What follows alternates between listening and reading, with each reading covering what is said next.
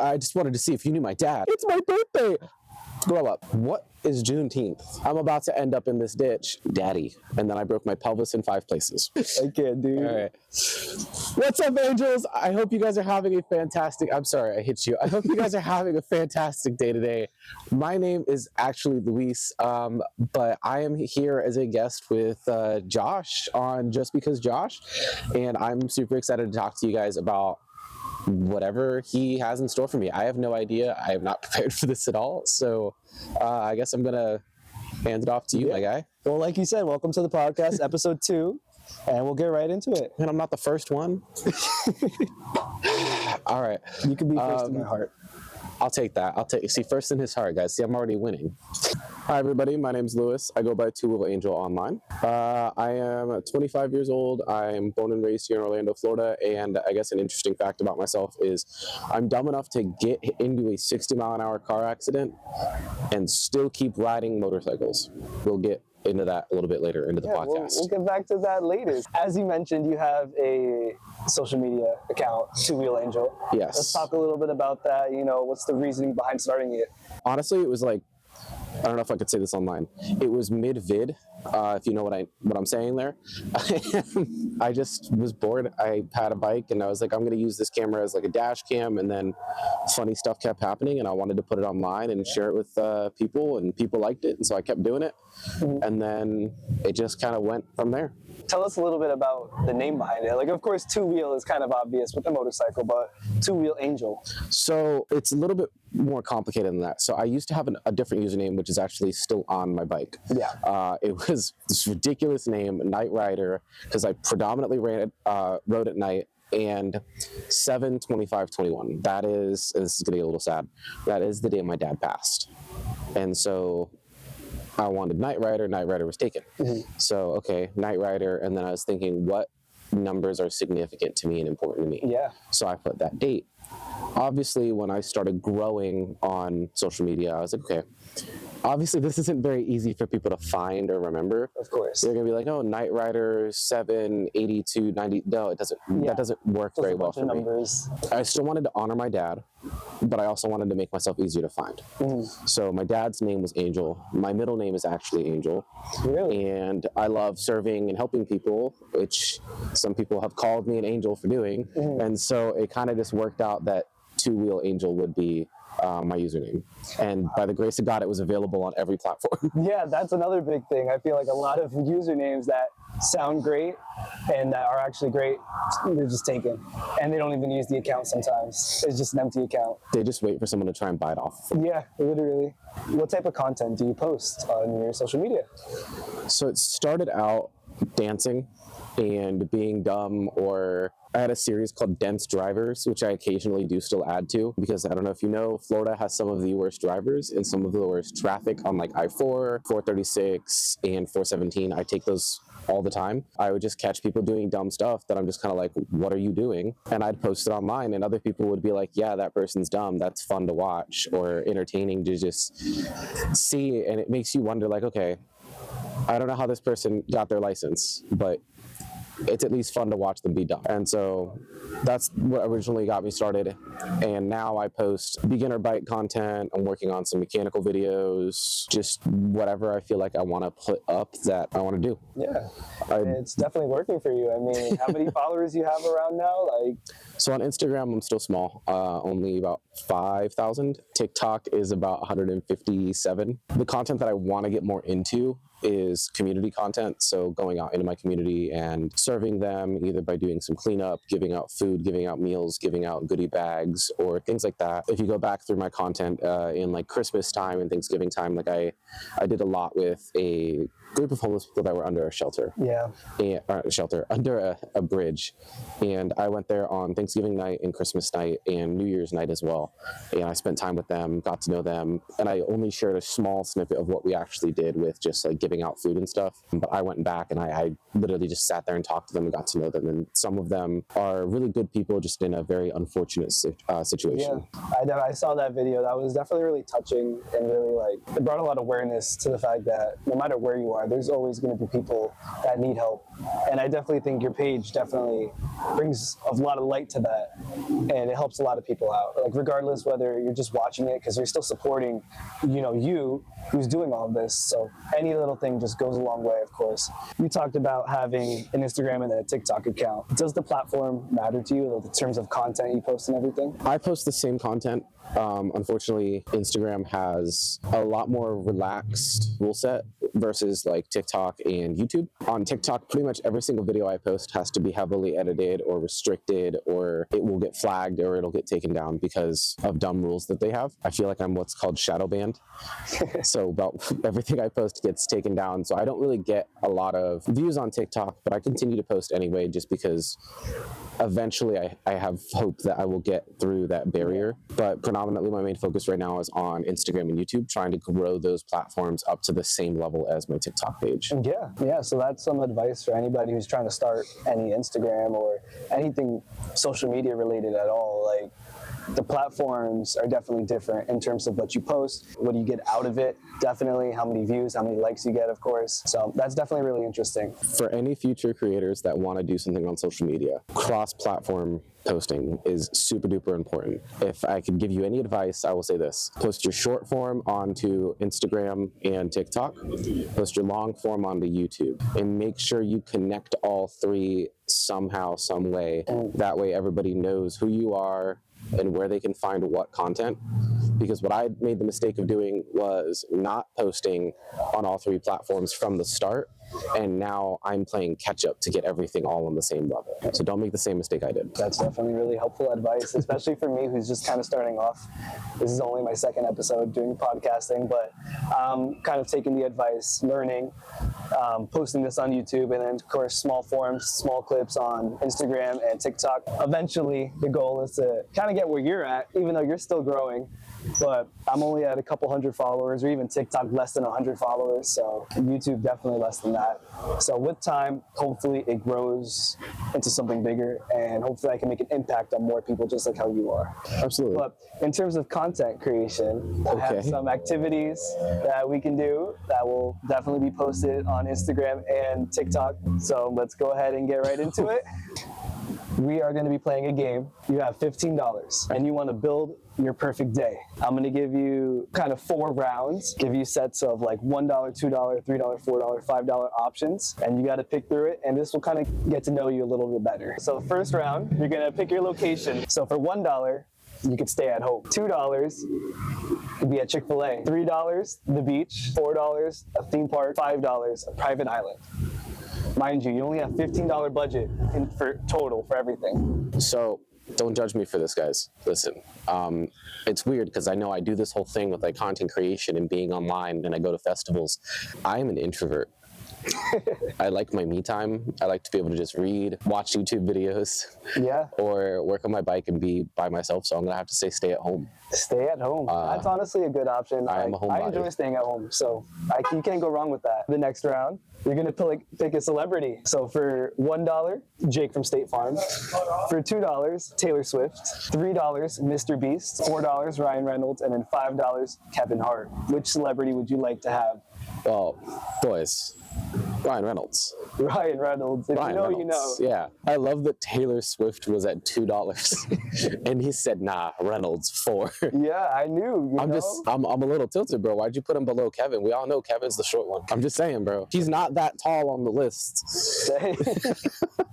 On for the next round, you're gonna pick what food you're gonna have on this perfect day. Ooh. So for $1, a peanut butter and jelly sandwich. Okay. For $2, McDonald's. For $3, a local restaurant. $4, a steakhouse dinner. Or for $5, you get to have a private chef. I got the money to spend, right? I think. You have $5 Private chef. Private chef. You have $5 left, so you can kind of get anything you want with this next round. So next is gonna be activity. $1, no activity. We're just gonna talk. $2, you get to play golf. For $3, you get to go to the arcade. $4, motorcycle ride with Ryan Reynolds. Or $5, a helicopter ride with Ryan Reynolds. Allow me to set the scene here, guys. He didn't say we were on separate bikes. I could go on a romantic bike ride with every man's crush Ryan Reynolds, daddy. Okay, I can go on a motorcycle ride with Ryan Reynolds. I'm absolutely doing that. Also, if you didn't know, he does actually know how to ride motorcycles. So, Really? yes.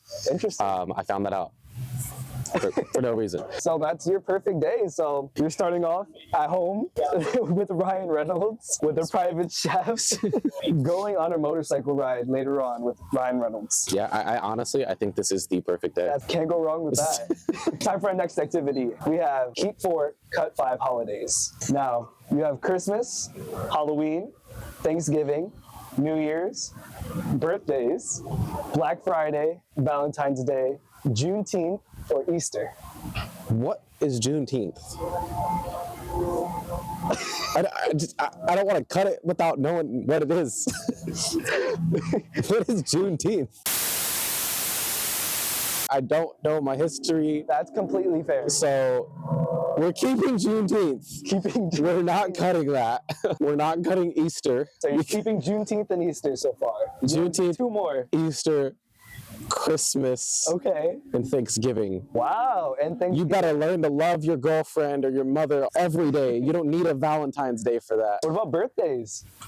After like 12, it really doesn't matter that much. Let's be honest, guys.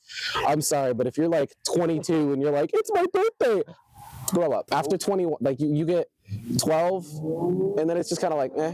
And then you get 18, okay, cool. You get 21, all right, cool. You get like 25, and it's like, all right, cool, I can rent a car. And then your next big one is what, like 45, when you can run for president if you want to. I guess, yeah. I don't think birthdays are honestly that important. At least not to me. I've never cared that much. That's fair. That's fair. All right. So going back to talking about, your whole social media page, it's Two Wheel Angel, Two Wheel, talking about motorcycles. Let's talk a little bit about that. Let's give us some insight about the motorcycle you own. So this is my third bike. The other two are no longer with us. First one, I'd owned the bike for a little over a year, and that one was just pure bad luck. I was on 417. It had just finished raining. Rounding a bend in the highway, and up ahead to my left, I just see a Mustang in the ditch, and I'm like, oh, wonder what this is happening, because I saw his tire marks and I saw I was going in the same path he was. So I was like, well, I'm about to end up in this ditch. I tried to stand the bike up, but it didn't matter. It slid out from underneath me. I was doing probably somewhere in the 80s. I was so lucky I was wearing my gear. Wow. Here I am now. Yeah, but it worked out, thankfully. Now, that was your first bike, but after with your second bike? I was dumb. I'd been on my bike all day doing sales work for the company I worked for at the time.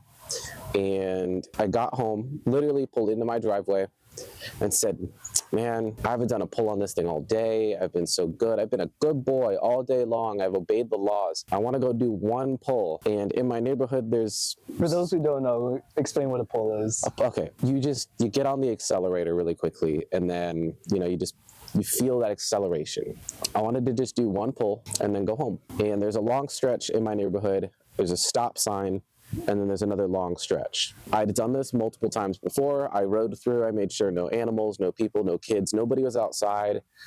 Time of day, like they didn't have to worry about school or any kids or anything like that. So I knew I was clear on that. I start my pull. I get to my braking point, hit my brakes, and my front brake just goes squish. For those of you that don't know, that is not good. Yeah. Your front brakes should always give you some resistance, and you should have pressure, and your bike should stop. Mine didn't do that. Mine basically did not exist. And on a motorcycle, your front brake is about 70 or 80% of your braking power. So while I did try to engine brake and use my rear brake, I only had about 30% of my power to brake, and it wasn't enough to slow me down. I went through the stop sign. Unfortunately, there was a car there. I slammed into the front end of this car. I laugh now because I know that the driver was okay. Insurance took care of everything on their end. There's no hard feelings, and I know that they are perfectly fine. The poor dude was more terrified about me. Yeah. I ended up breaking both my radius and my ulna, and then I broke my pelvis in 5 places. Oh my goodness. I have multiple plates and screws throughout my body, and for the last 4 years, it has caused me pain every single day. I am well aware of when it is cold or rainy outside now without having to go outside. If you know, you know. That's the story behind my other 2 bikes. That's how I got to this one. This one. I was in the hospital for about couple weeks, I got out, healed up for I think like 3 months, and then about a month or so after I finished healing up, drove up to Jacksonville, got this guy. On the way home from Jacksonville, actually ended up capturing my most viral clip. It is me and a state trooper, and I'm dumb. I saw the state trooper and I was like, oh yeah, it's a cop. I love messing with cops and like playing rock, paper, scissors or something with them. And I'm being innocent in this. And I was like, oh, whatever, I'll just pull up alongside him. He flips out. He throws his hand out the window and he yells at me like, don't you do it. And I'm like, whoa, dude, I'm not gonna do anything. I obviously at this point I realized I'm probably going to get in trouble if I don't come up with an excuse quickly.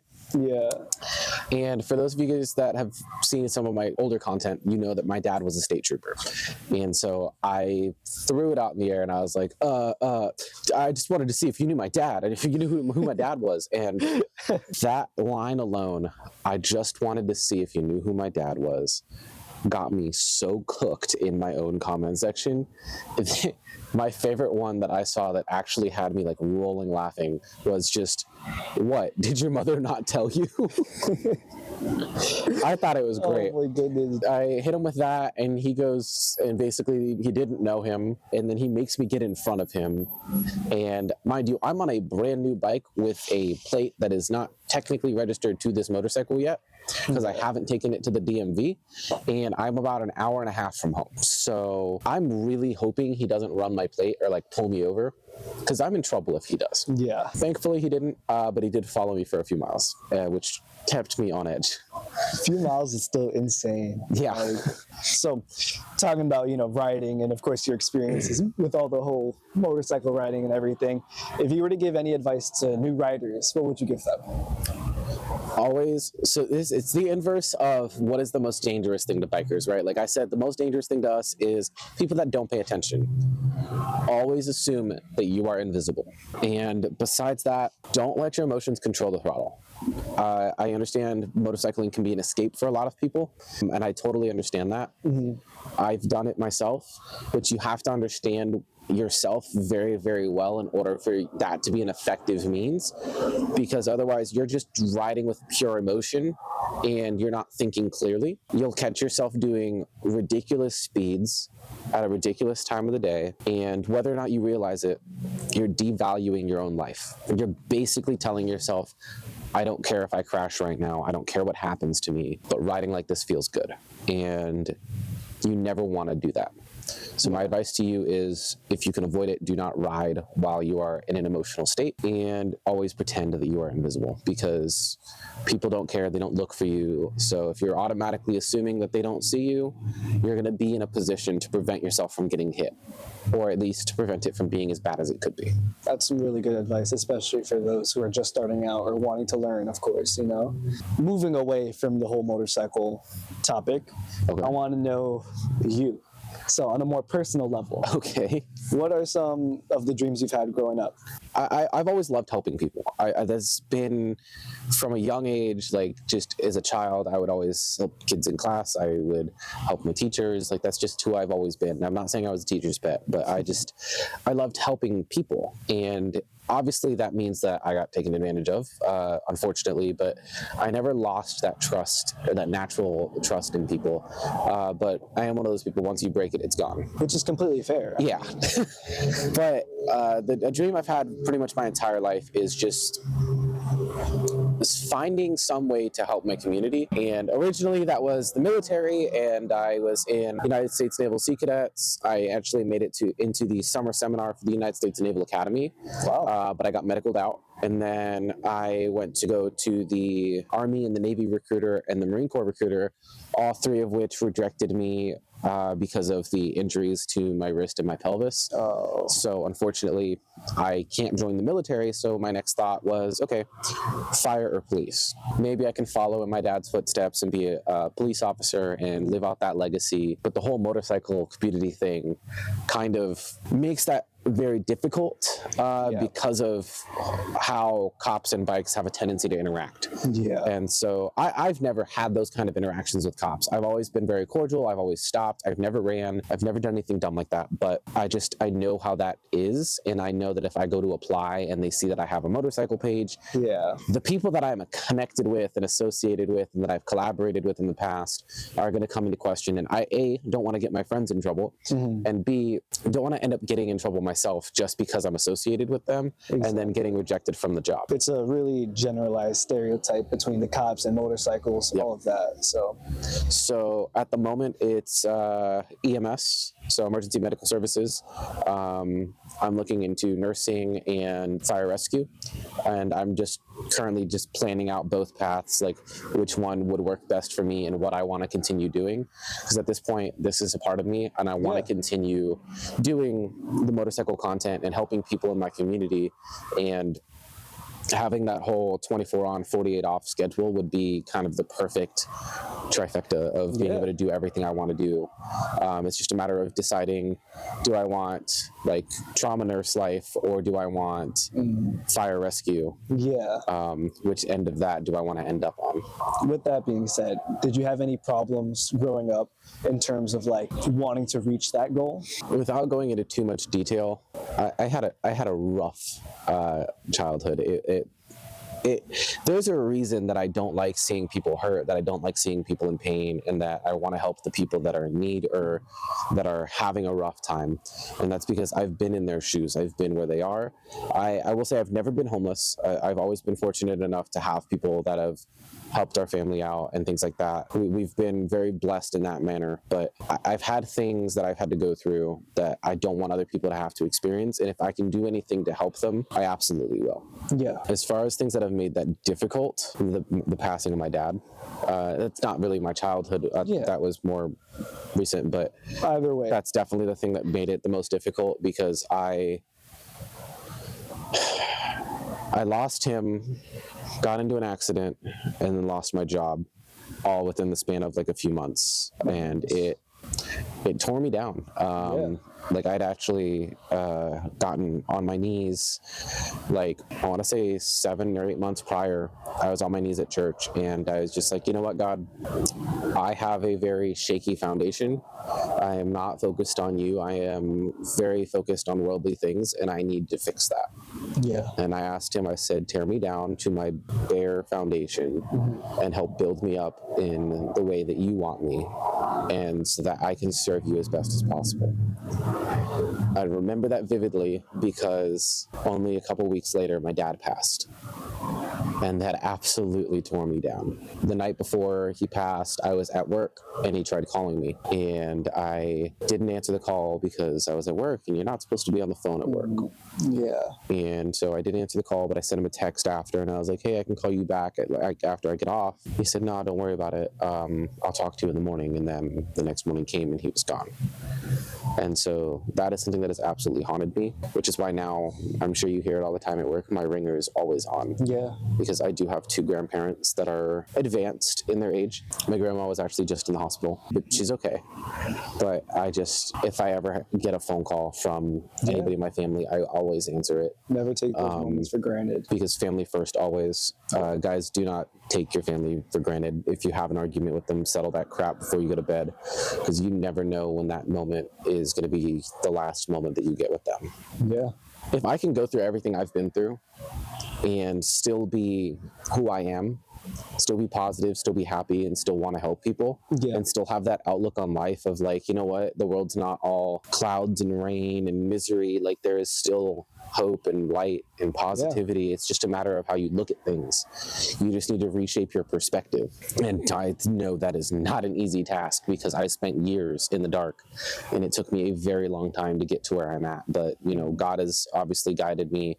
He brought me to this Chick-fil-A. Like I changed stores, changed management, changed a whole lot of things about myself. And I am so much better for it. Definitely when faced with adversity, going to your faith, going to your religion definitely helps, because it helps you find yourself. And that's the main thing you really need before you even move anywhere in life. You got to find peace with yourself, figure out any problems that are going on. And like you said, you're gonna get knocked down over and over again, and then eventually you're gonna have to get back up. That's when God will be there with you throughout it all. It's a really touching and really interesting story, And I'm glad you were able and comfortable enough to share that with us. So I appreciate that. Of course. Thank you. Some would say it's my pleasure. Some would say it's my pleasure. But being faced with all that adversity, all those problems and everything, of course you're going to go through more problems in life. But 10 years from now, where do you see yourself? What's the end result on a professional standpoint, and then on a personal standpoint? On a professional standpoint, I'm hoping I'm either in the fire department and doing well there. I don't know the rank structure in like a fire department. I don't know how that works. I think lieutenant is achievable within like the next 10 years. Hopefully. Like I said, I don't know the rank structure. So if that's like E2, then probably, hopefully I'm higher than that. But I hope that I'm doing well with myself, either in the hospital or in the fire department. And as far as content goes, like I'm hoping to have within the next 10 years, be at that 1 mil mark, on YouTube, and just be super successful and be able to do really big videos. Some would say Mr. Beast style, but like I don't want to do that. Yeah, of course. Be your own person. Being my own person and doing things, because I don't want to do it for the camera. I want to do it for the person. So I'm not doing this with big cameras or anything crazy like that. It's just going to be me on my bike continuing to do what I do. It's just going to be with bigger and better things. Mm-hmm. So maybe we take a homeless person who's been on the street and we learn their story over time, and then we put them into a community and we help them get a job, and we put them in a house and we furnish that house. Like that's the kind of crazy big videos that I want to do. I want to change people's lives, and I want to show people that if you find the right person who's willing to accept the help, you can absolutely be the person that changes that person's life. And it doesn't have to be with anything extravagant, like I said, like buying them a house or anything like that. You don't have to do crazy small things like that, but just talking to them, learn their name. Next time you see them, hi Josh, how you doing, man? It's haven't seen you in a few days. How have you been? Ask them what you can pray for. Offer to get them food that's not from the immediate vicinity, because if they're staying there, they're probably already used to the Chick-fil-A that's right there, or the Arby's that's right there. Maybe you go a few more miles down the road and you get them something that they're not used to. Little things like that will make a humongous impact on them and bring some light into that dark place that they're currently in.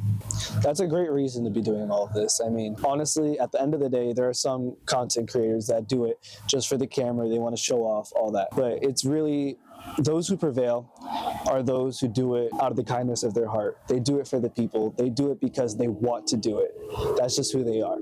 And that's kind of the goal with this podcast. I want to bring light that no matter who you are, you could be 50, you could be 20, you could be 10 years old.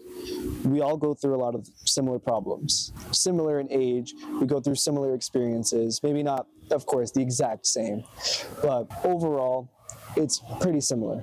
And to just bring light to this, to bring guests on and talk about their experiences, I hope it's more for you guys to get the chance to relate to one another, that it happens to him, so it could happen to me too. And you could learn that it will get better. You will make it out of it. With time, you'll get through it. And I try to make relatable content, or try to. Thank you so much for having me. Always a pleasure, man. I appreciate it. And we'll see you on the next episode. Angel out.